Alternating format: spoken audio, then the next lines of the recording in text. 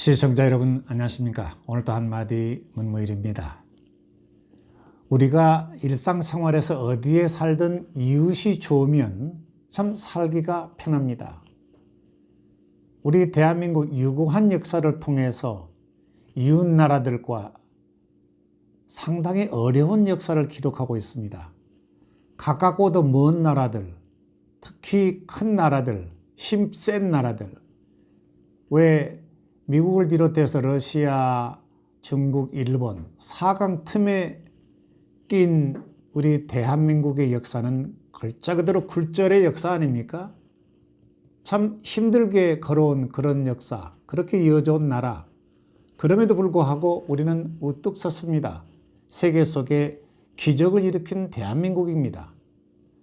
그렇다면 우리가 갖고 있는 역사 인식은 어디쯤 와 있을까요? 우리 국민이 갖고 있는 이 시대의 역사 인식 말입니다. 역사는 팩트 그대로, 사실 그대로 전수되는 것이 맞습니다. 그래야만 제대로 된 역사 인식을 가질 수 있기 때문에 그렇죠.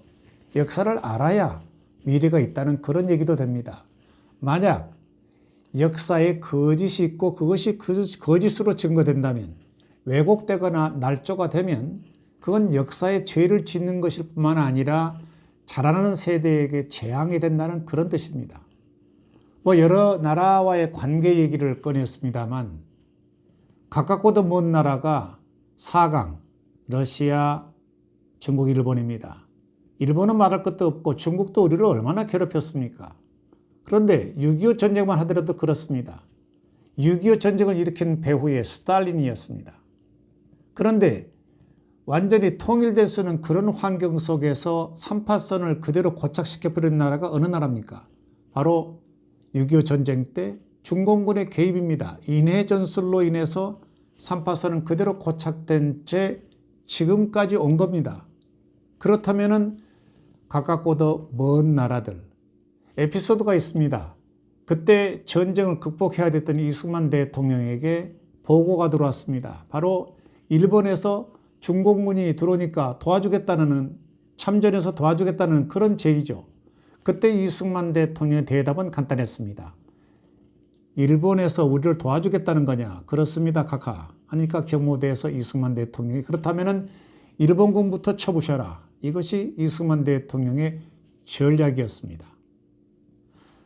어떻든 지금 이웃 나라들과의 관계입니다만, 그렇다면 먼 나라, 멀고도 가까운 나라로 우리가 헤아리고 있는 미국은 우리에게 어떤 존재입니까? 한국전 때 도와서 나라를 누란의 위기에서 건져준 미국은 그날 이후에 지금까지 한미동맹이라는 그런 끈끈한 줄로 해서 안보가 보장이 됐고 경제발전도 많이 했습니다. 그런데 정작 미국도 마찬가지입니다. 대한민국이 미국에게 어떤 존재입니까? 그렇게 중요한 존재일까요? 결코 그렇지는 않을 겁니다. 왜냐? 1905년 시어도 루즈벨트는 조선을 버렸습니다. 그 버린 조건이 간단했습니다. 조선 사람들은 자치할 능력이 없다. 법과 질서를 일본이 맡아서 하면 된다. 이러고 버렸습니다. 그리고 1945년 트루먼은 한국전을 정리할 때 메가더 사령관은 핵을 쓰자고 그랬습니다. 원자폭탄을 중국에 쓰자 거절했습니다. 그리고 해임했습니다. 후임 매튜 리치웨이 장군 역시 핵을 쓰자고 그랬습니다. 원자폭탄. 그것도 거절했습니다. 결국은 3파선은 고착되고 말았습니다. 어쨌거나 이건 지나간 역사입니다만, 이 시대에 와서 트럼프 미국 대통령이 갖고 있는 대한민국에 대한 인식은 어떤 것일까요?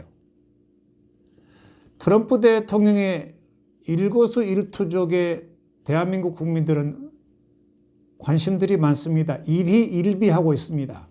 그는 과연 우리를 도와줄 것인가? 이거 참 피곤한 얘기입니다.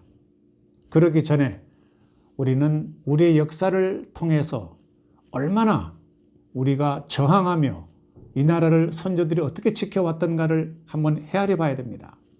우리 스스로가 지켜낼 수 있다 하는 돈독하고 담대한 결의가 우선 먼저 돼야 되는 거 아닙니까?